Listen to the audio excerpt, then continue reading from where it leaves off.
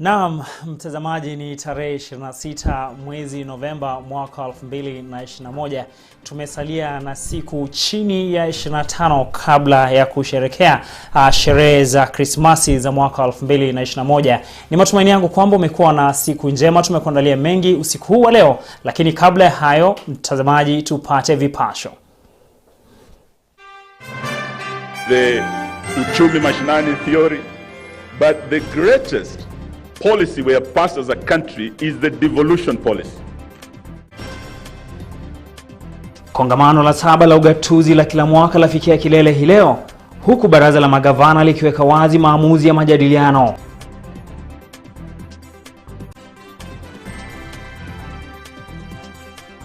Tutalala mlimani. Leo hii asubuhi ni ya wazee. Baada hapa na kwenda kukutana na vijana wa mlima. Kinara wa chama cha ODM Raila Odinga anza ziara ya siku 3 katika kaunti ya Nyeri, huku wandani wake wa kisiasa wakikariri kuwa yeye ndiye bora zaidi kumrithi Rais Uhuru Kenyatta.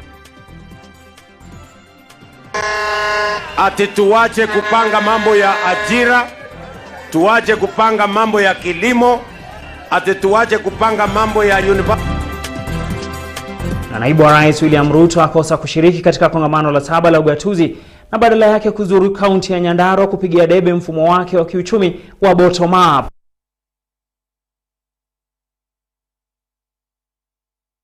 Mtazamaji, karibu katika taarifa zetu. Unafahamika kama Cornelius Omuse na Brian Muraro atatupeperushia matangazo haya kwa lugha ya ishara.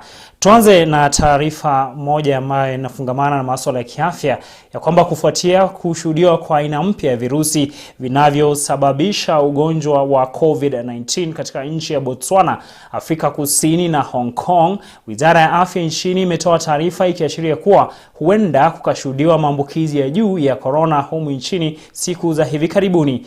Vile vile vituo vya afya nchini vimeshauriwa kujiandaa kutoa matibabu kwa idadi ya juu ya wagonjwa kufuatia kuwepo kwa aina hii mpya ya virusi, pamoja na kulegezwa kwa sheria za kuzuia msambao zaidi wa corona nchini, ikiwemo kufuatilia mbali kwa kafyu. Wakenya sasa wameshauriwa kujitokeza kwa wingi na kupokea chanjo ya COVID-19. Aidha, wanaosafiri nchini kutoka kwa mataifa ambayo tayari yameripoti aina hiyo mpya ya B11529 inayosambazwa kwa kasi wanahitaji kuonyesha cheti cha kupokea chanjo kabla ya kuruhusiwa kuingia nchini, huku wote wale wanaosafiri kuingia nchini wakitakikana kuonyesha cheti cha kuashiria kuwa hawana virusi vya corona baada ya kupimwa chini ya saa 96. Leo hii watu 42 wapya wamepatikana na virusi hivyo, idadi hii ikijumlisha idadi ya walioambukizwa corona nchini kufikia 254904. Aidha, Wizara ya Afya imeendelea kuripoti idadi ya chini ya maambukizi, asilimia ya maambukizi nchini ikiwa asilimia 0.8.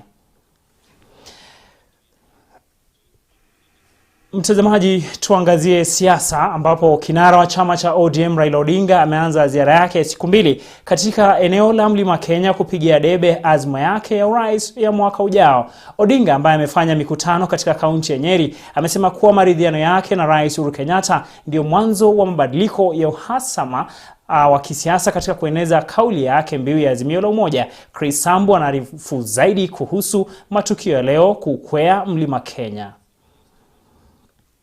Mtazamaji, naarifiwa na mwelekezi wangu Leonard ya kwamba taarifa hiyo inatujia muda mfupi ujao. Kwingineko ni kwamba naibu rais William Ruto leo hii amepeleka kampeni za kazi ni kazi katika kaunti ya Nyandarua katika pilika za kujitafutia uungwaji mkono na wakazi wa eneo hilo. Ruto, ambaye alitarajiwa kuhudhuria kongamano la 7 la ugatuzi kaunti ya Makueni, alivutia umati mkubwa maeneo tofauti huko Nyandarua alikwenda kuuza sera zake za bottom up na kazi ni kazi, huku akishikilia ahadi ya kuinua maisha ya mwananchi wa kiwango cha chini iwapo ataliongoza taifa la Kenya baada ya kuibuka mshindi kwenye uchaguzi mkuu wa mwaka ujao.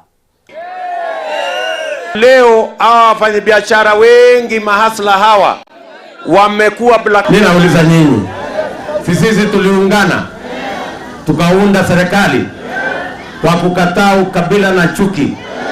2013 tukaunda serikali, 2017 tukaunda serikali. Sasa ati mjumbe wenu anasema ati sisi watu wote milioni 8 tumeunda serikali 2013, tumeunda serikali 2017. Ati sisi hawa watu wote tumekosa mtu ya kutuongoza, mpaka wanaenda kukodesha mtu ya kitendawili ati akuja aongoze sisi. Si jama ni hii ya wera ni wera, si mpango ni hii ya bottom up, si tuko ready, si tuliungana 2013 tukaunda serikali, si 2017 tuliunda serikali. Mimi nauliza nyinyi, hii ya 2022 mnaona kama itatushinda kweli? Mnakubali tubadilishe uchumi kwanza, ili tupange ajira ya hawa vijana, na tupange biashara yetu kila mtu, na tupange kilimo, tuzalishe chakula ya kutosha. Mnasema tupange uchumi, wale wanakubali tupange uchumi. Kwingineko ni kwamba Rais Uhuru Kenyatta hii leo ameongoza sherehe ya kufuzu kwa maafala ya makadeti. Katika hotuba yake, rais amewataka makadeti hao kuzidi kulinda mipaka ya taifa la Kenya na kuchukua mfano kutoka kwa wenzao waliotangulia. Mengi kuhusu taarifa hiyo naye Aida Munzati.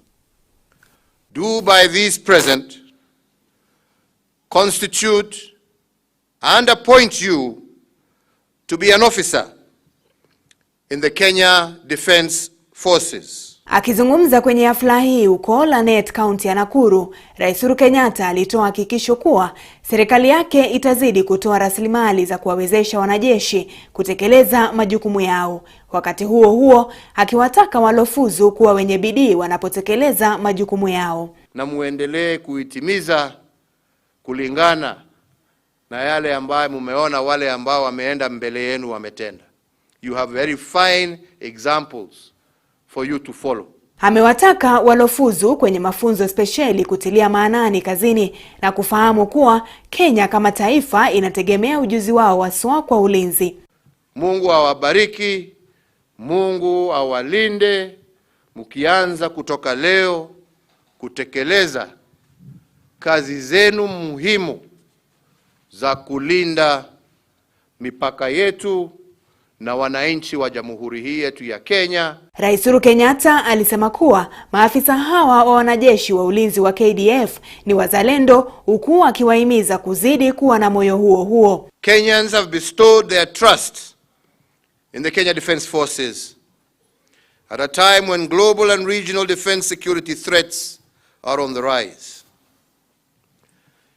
It is therefore clear that Kenyans' expectations are that all KDF personnel serve in a manner consistent with the oath of allegiance just acceded to by you, the commissioning cadets. Rais alikuwa ameandamana na Waziri Monica Juma, Gavana wa Nakuru Lee Kinyanjui na mkuu wa KDF Generali Robert Kibochi. Jina langu ni Aida Munzati nikiripotia Mwale wa Kirk. Mtazamaji, nilikueleza hapo awali ya kwamba kinara wa chama cha ODM Raila Odinga yuko katika maeneo ya Mlima Kenya katika kaunti ya Nyeri, ambapo atasalia kule kwa siku 3 zijazo ili kupigia debe azimio lake la umoja kwa matayarisho ya uchaguzi mkuu wa mwaka 2022. Na Chris Sambu ametuandalia mengi yaliyojiri siku ya leo katika kaunti ya Nyeri. Kinyang'anyiro cha kusaka uungwaji mkono kutoka eneo la Mlima Kenya kingali kinazidi kupamba moto. Ijumaa ya leo kinara wa ODM Raila Odinga akirejea tena kuzidi kuukwea Mlima Kenya. Odinga akianzisha ziara yake ya siku 2 katika eneo hilo katika kaunti ya Nyeri. Katika kueneza kauli mbiu yake ya azimio la umoja, Odinga amewarai wakazi wa kaunti ya Nyeri kumuunga mkono kwenye azma yake ya kumrithi Rais Uhuru Kenyatta iwapo wanataka mabadiliko. Wengine walisema wao ndio wanajua kupanda milima. Tukasema hata sisi tuko na tingatinga ambaye naweza kupanda milima kwa haraka zaidi. Yale yote mimi najua shida ambayo mko nayo hapo, na vile vile tunasema tuna suluhu.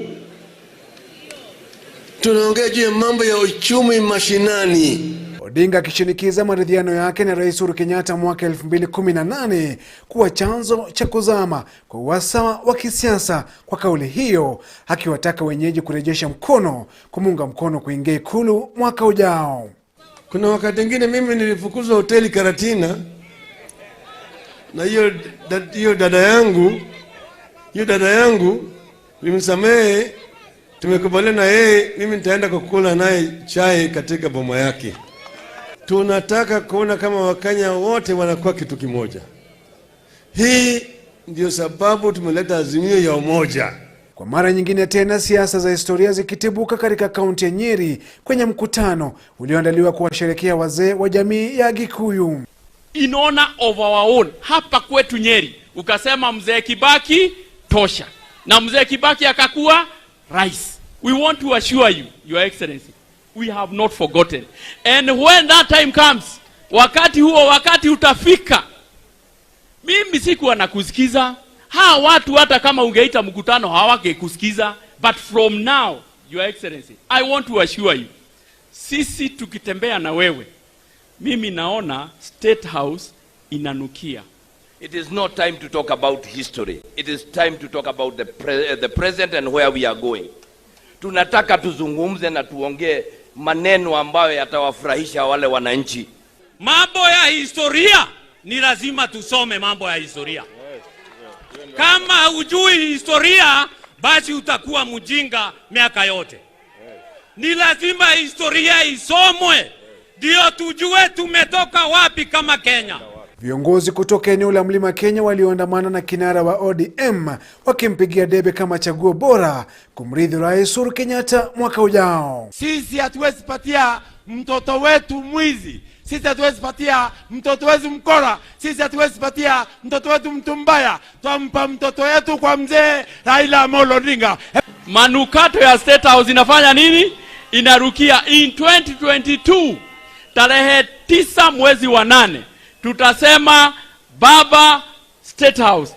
Na ndio tunaunga baba mkono kwa sababu amekuwa tested. Hapo kesho gari moshi la Azimio la Umoja litakuwa katika msururu wa mikutano ya kisiasa katika eneo la Mlima Kenya kupeperusha azma yake kinara wa ODM Raila Odinga kuwania urais kwenye uchaguzi mkuu mwaka ujao. Chris Sambu, Mwale wa Kirk. Mtazamaji, Kanini Kega anasema kwamba amenusia manukato ya Ikulu. Tazidi kutilia macho yetu katika ziara hiyo ya Bwana Odinga katika Mlima Kenya, na pia naibu wa rais na wanasiasa wengine nchini. Taarifa hiyo kutoka katika kaunti ya Nyeri inatupa muda mfupi tuweze kwenda mapumziko. Tutarejea na mengi zaidi katika awamu ya pili. Usiondoke.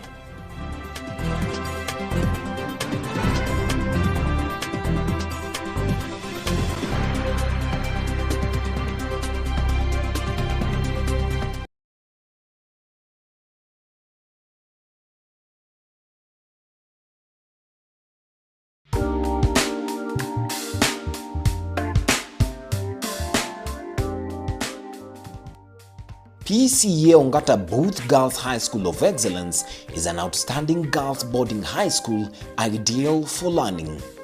Located in a quiet and serene environment in Ongata Rongai, Kajiado County. The school aims to produce highly qualified students who will be readily admitted to world-class high institutions of learning and graduate into outstanding citizens of integrity. Our school is an excellent school which has all the facilities. We offer quality education in conformity with the Ministry of Education.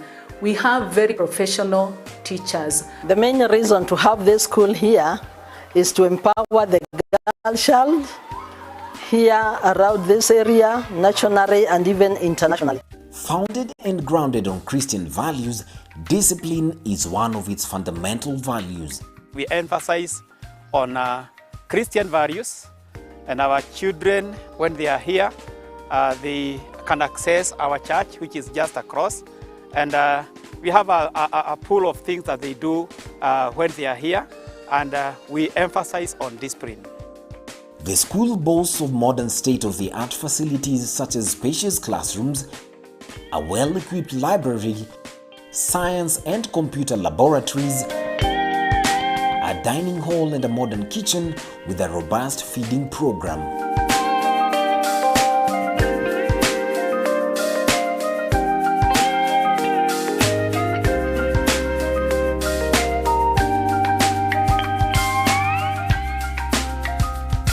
We take keen interest in nurturing students' talents, hence our semi-Olympic sized swimming pool and spacious fields. We are appealing to you once again that you give us the girl and we will give you back a holistic lady of dignity and integrity. This is this year of Mwale Girls High School of Excellence. Faith in God is knowledge and excellence.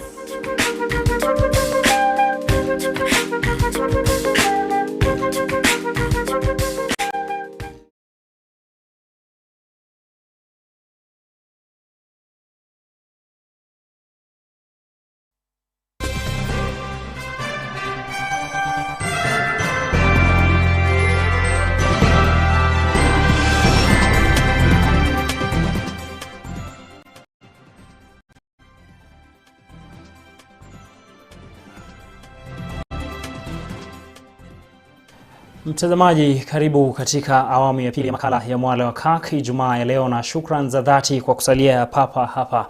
Tuangazie masuala ya ugatuzi, ambapo kongamano la 7 la ugatuzi la kila mwaka limefikia kilele hii leo katika kaunti ya Makueni. Kongamano hilo lililoanza siku ya Jumanne limetoa fursa kwa washikadau mbalimbali wakiwemo magavana, viongozi wakuu serikalini akiwemo rais na jaji mkuu kutoa hotuba na misimamo yao kuhusu jitihada za kukabili mabadiliko ya hali ya hewa, swala ambalo lilikuwa mada kuu katika kongamano la mwaka huu. That let us focus on real action, not blah blah blah blah. Siku ya leo ilitoa fursa kwa baraza la magavana nchini kueleza kinaganaga baadhi ya maamuzi waliofikia kutokana na masuala yaliyojadiliwa. Kupitia gavana wa kaunti ya Kisii James Mwale, baraza la magavana limetangaza kwamba litashirikiana na serikali ya kitaifa ili kuhifadhi mazingira kwa manufaa ya vizazi vya sasa na vile vya usoni. That the national government and county governments here in after refer to both levels of government strongly affirm the need to conserve our environment, our natural resources for the current and future generations. Kuhusu ushirikiano na uzingatifu wa sheria, ngazi mbili za serikali zimefikiana kuwa zitashirikiana ili kuunda na kutimiza sheria zitakazoshughulikia kuzuia mabadiliko ya hali ya hewa. That both levels of government shall, in the spirit of cooperation, coordination, consultation and collaboration, design and implement practical policies, strategies, laws, regulations and action plans to address climate change. Swala la utaratibu wa vyakula vile vile uliangaziwa, huku taifa likiarifiwa kuwa serikali za kaunti na ile ya kitaifa zitashirikiana ili kuimarisha sekta ya chakula nchini. Kuhusu mgao wa bajeti na fedha, serikali za kaunti na ile ya kitaifa imefanya uamuzi wa kuongeza mgao wa fedha wa kupambana na mabadiliko ya hali ya hewa vile vile na majanga. That both levels of government shall in the next budgeting cycle increase resource allocation towards mitigation and adaptation strategies to enhance county government's preparedness and response towards the impacts of climate change and pandemics. Wanasiasa na vyama vya kisiasa pia wametakiwa kuhusisha mijadala kuhusu mabadiliko ya hali ya hewa katika mipangilio yao ili kuvutia uungwaji mkono wa juhudi za kuokoa hali ya hewa. That there is a need to encourage and nurture honest dialogue on climate change in the political discourse in the country. The conference urges political parties to include issues of adaptation and mitigation to climate change in their party and election manifestos.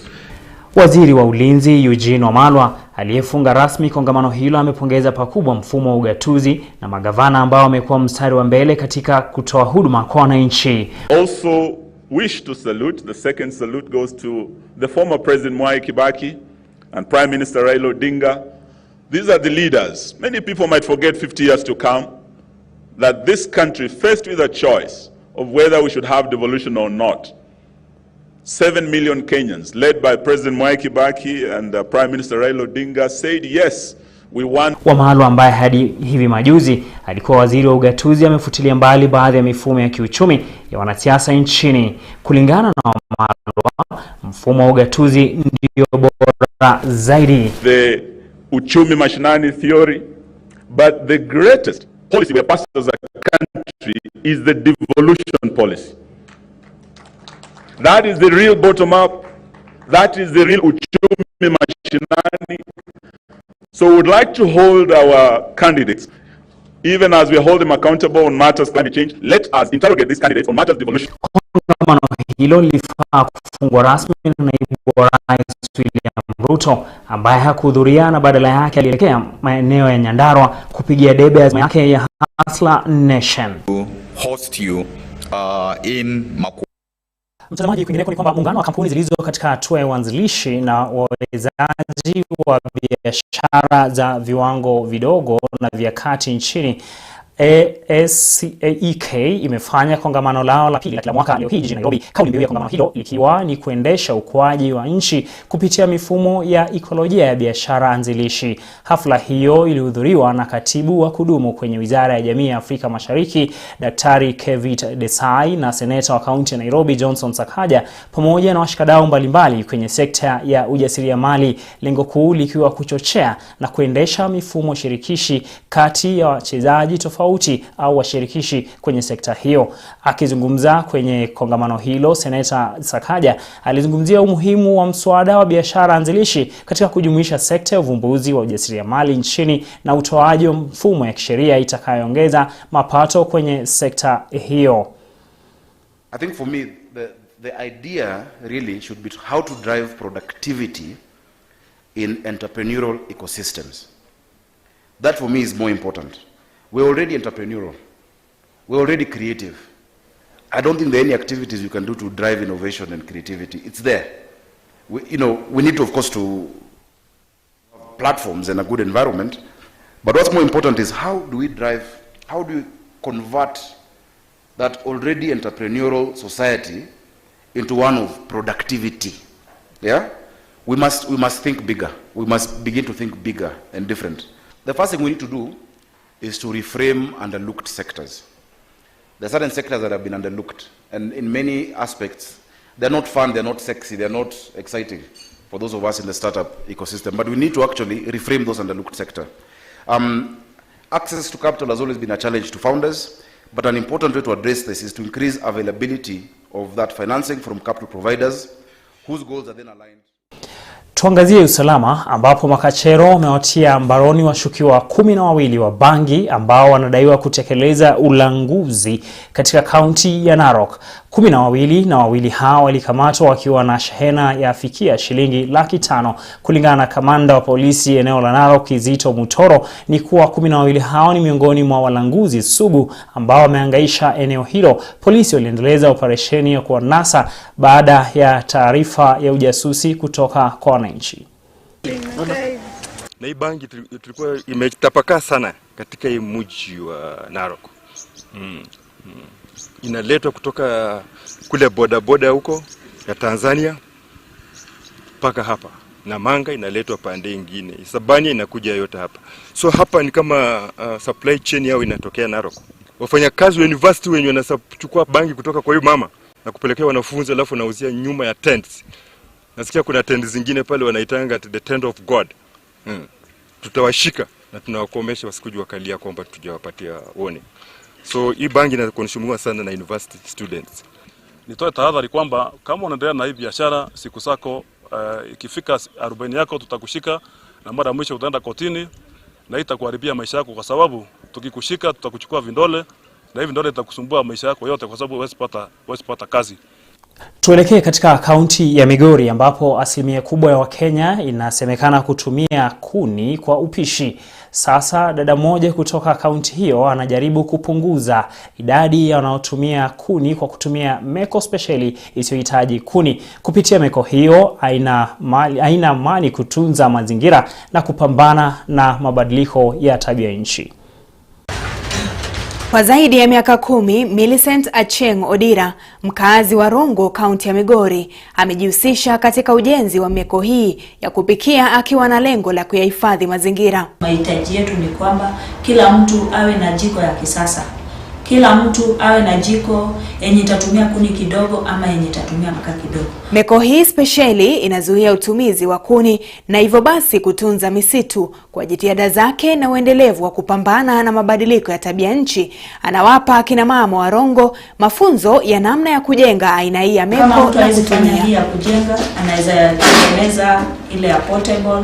Kama mtu hawezi tengeneza ya portable, anaweza tengeneza liners akiwa na udongo. Kulingana na takwimu za sensa ya mwaka 2019, asilimia 55.1 ya nyumba hutegemea kuni kwa upishi hapa nchini. Meko hii iliyozinduliwa na Millicent ikitarajiwa kupunguza asilimia hii. Unaona imezuia kila pande zote, imezuia. Moto itatoka pale na iende direct kwa sufuria. Kwa hivyo joto yenye iko pale itachoma kuni yote. Mara ya pili, hii jiko ukitumia moshi sio mingi kama ile moshi ya mawe tatu. Wakati huo huo, Millicent ana matumaini kuwa aina hii ya meko itahifadhi takriban asilimia 50 ya misitu. Uzinduzi huu sio mwafaka kwa utunzaji mazingira tu, bali hata kutoa ajira kwa wanawake wa Rongo. Jina langu ni Aida Muzati nikiripotia Mwale wa Kirk. Mtazamaji, huo ni uvumbuzi ambao pengine ukitiliwa manani utachangia pakubwa katika kuokoa mabadiliko ya hali ya hewa. Taarifa yake Aida Munzasi kutoka katika maeneo ya Rongo linatuacha bila la ziada usiku wa leo. Nasema shukran za dhati kwa kupata muda wako kuweza kutazama. Kwa niaba ya Brian Muraro na wote waliofanikisha makala haya, mtazamaji, kabla sija kuaga, ningependa tu kukuachia tangazo kuhusiana na kesha ambayo inaenda kuwa siku ya leo, inaenda kuwa katika kanisa la PCA Mukinyi Parish, na itakuwa ni muungano baina ya Blessed Hope Church wakishirikiana na Shekaina Ministers, na itaanza mwendo wa saa 4 usiku hadi saa 11 asubuhi, na itapeperushwa kwa njia moja kwa moja kupitia runinga ya Kirk ambayo inapatikana kwa Signet na pia YouTube na Facebook. Kwa hivyo ukipata muda wako uweze kushiriki na pia kuweza kupata chakula cha kiroho. Natumai kwamba Mungu atawabariki nyote. Na kutakia weekend iliyojaa baraka tele hadi juma lijalo, tupatane papa hapa panapo majaliwa.